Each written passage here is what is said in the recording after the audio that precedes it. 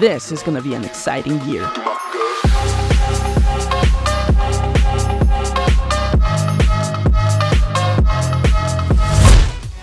So this is the list of video games that have me the most excited.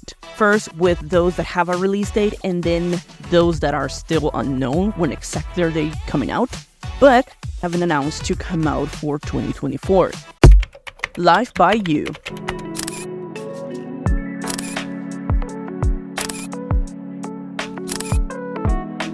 The Sims franchise is one of my favorite ones. I played the first one and the third one, and which is one of my favorite ones. But when Sims 4 came out, it didn't actually scratch that itch as it used to.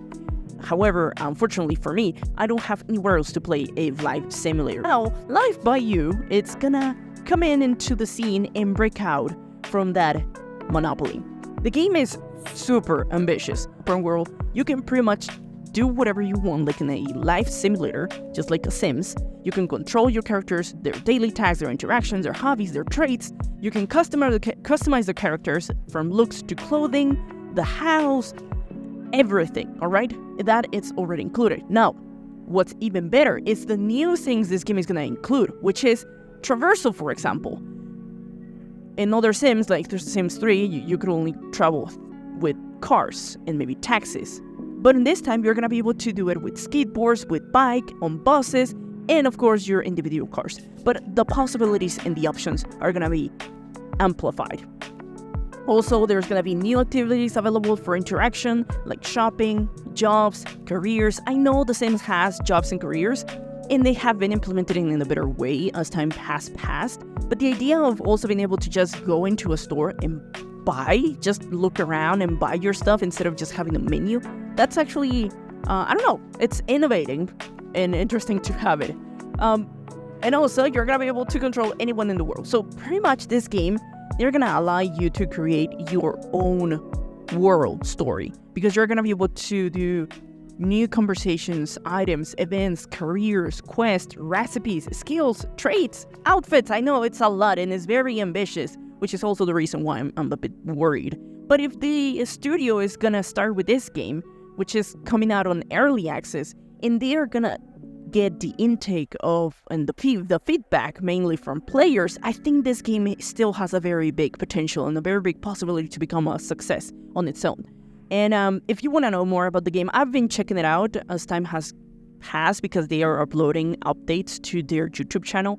The game it still looks in a very rough shape, but the implementations they've been promising are there. I just think this game does need early access. It needs that player feedback so they can actually polish those little details and maybe add more into the gameplay to make it more smooth. I'm very, very hopeful for this game because I really, really want The Sims to have competition, because competition brings better outcomes. The sequel to a very successful management game, none other than Prison Architect. You get to create the prison of your dreams, if you ever had goals like that. As a warden, you decide every detail, how the flow of prisoners work, when they enter the facilities, the path to get to the dining hall, recreational spaces, and even showers. All aspects of comfort are in your hands. You get a lot of power to manage. You can play it in the hopeful way, in which you try to help the prisoners leave earlier on parole as you raise their percentage of possibility of staying out of crime, or you become the ruthless warden that keeps the most dangerous inmates. It is your choice, and the game allows you to play around any element. For the second game, not just mechanics are being improved, but also graphics. Prison Architect 2 is jumping to 3D modeling. Even though its 2D appearance never looked terrible, it was simplistic and charming, but as a 3D game, it looks appealing, as a personal opinion. But that isn't the biggest takeaway. Management will have a bit more complexity, as the developers have shared that more elements have been added and upgraded to make the experience of a warden challenging and rewarding. For example, in the building aspect, on the first game you weren't allowed to build floors upwards, only to the sides. So there weren't options to build stairs or walkways on the air. The style of prisons will have a bigger drive to become fortresses with the different additions. Utilities, prisoners' needs, and items or stuff, and many components. I am super excited to play Prison Architect 2. I love the first game. I loved it. I had more than 100 hours on it. So I am excited to lose myself building the strangest of prison facilities when the game comes out on March 26th. Up front, I've never played the first Dragon's Dogma. I never had my radar on the franchise. Recently, I've had a desire for an action-adventure game taking place in a medieval setting. Another game from this list is on the list for these same reasons. However, once I started investigating, slowly I've moved into more than just waiting for the game to arrive to fully committed to jump into bandwagon of hype for Dragon's Dogma 2. You are an adventurer placed on a huge map filled of mysteries, strange and mythical creatures ready to destroy you and stop you from your quest. From what I've seen, I am excited to get out there on that world and start exploring. I've never had the opportunity to play a medieval RPG. I know, it's strange. But from what I see in this game, it's super appealing how detailed the locations are, how tailored and well structured their abilities, powers, and weapons are in order to create the best experience for the players.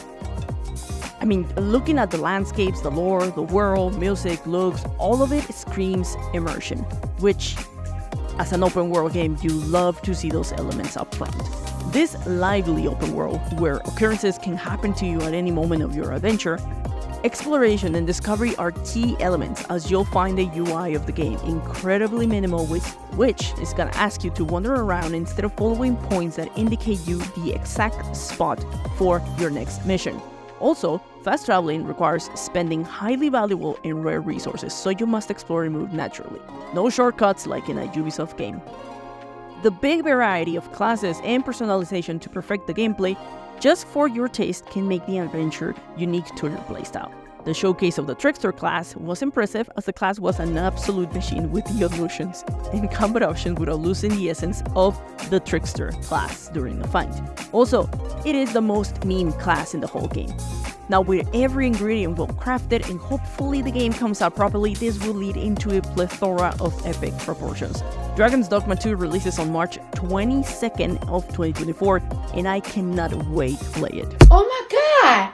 What is that? You need nothing else other than knowing Obsidian Studios, legendary for creating these intricate, complex, and immersive stories that pull you in and don't let you go easily. I haven't played their first creation like Fallout New Vegas, which is regarded as some of their best work. However, I've played other passion projects of theirs like Grounded, Pentiment, and The Outer Worlds.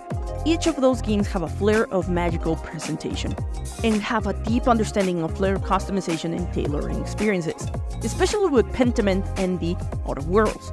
The intercalated storylines and characters are always a pleasure to meet and discover. Avowed looks to continue having that magic of Obsidian, where choices matter and the world around is already a fascinating and complex world. Also, you are a character in this enormous and enigmatic world awaiting for you to explore and discover every inch of it. Just as the stories from the game are crafted to make you think on your decisions and the possible repercussions, the personalization of your character is also an important aspect, as it will influence how we experience and approach combat or events throughout the game. I'm on board and ready to have fun and enjoy the game to its fullest. For now, Avowed doesn't have a release date, but hopefully one is revealed during coming summer's Xbox showcase. To infinity and beyond! Love the world of Star Wars. Though in recent times in terms of TV or movies, it's been a back and forth of enjoying the material. But in video games, Star Wars has some great titles. All of those games are about Jedis or Siths. So when Ubisoft announced the game center on a bounty hunter or outlaw, that spiked my attention. It will be a very different perspective of playing in the world of Star Wars. Only thing that concerns me is the studio, Ubisoft. After the release of the latest Assassin's Creed and Avatar, it doesn't feel like their games are getting innovative or creative. They aren't fun. I'm hoping Star Wars Outlaws won't turn into another Far Cry skin like Avatar, and instead the development team makes a unique approach and makes me feel like an outlaw in the universe of that franchise. I still remain hopeful. After the small showcase presented last year, we saw a short display of stealth, some bits of combat, and of course a little dive into the open world aspect. I'm hopeful. The game is set to release this year, but it is unclear on an official release date. The Plucky Squire is set to come out at some point this year. Hopefully, won't get delayed again. The reason why I'm excited for this game is the creativity on the presentation of the game. After seeing the trailer and looking at the many different artistic styles utilized on the game, I'm hoping to get an exciting single-player experience. This is a game about a group of characters in an adventure through the story of a book. The colors, the animation style, it brings back memories of old-school cartoon adventures like the Smurfs in that old 2D animation. It's charming, though that isn't the only side of the game, as part of the adventure will also take place in a 3D space, the bedroom of the little kid that owns the book. You can look at this game as a mix of gameplay where the adventure will take you into different modeling spaces that can not just affect your surroundings, but also how you're gonna traverse the world. Imagine Toy Story as a video game, but Woody isn't a toy, he is a character of a book. If you ever played It Takes Two, this game looks to have the same creative ideas of hopping around style of games, going from a platformer to a fighting segment game or even a musical adventure. This game looks clever, artful, and refreshing, which is why I am super excited to play it on 2024.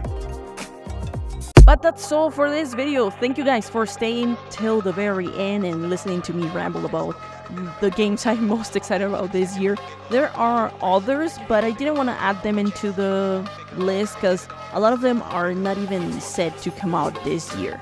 I have a huge list of games that I'm on the lookout, but I don't know if they're gonna come out this year or maybe next year, so I didn't add them into the list. But this list is the ones that I'm most excited about, and I have some certainty that they're gonna come out this year. But that's all. Let me know in the comment section, so what are your most exciting video games coming out this year? And let's start the conversation. I would love to hear your guys' suggestions. Maybe you might suggest me a medieval RPG better than the ones I've already played, which are not a lot.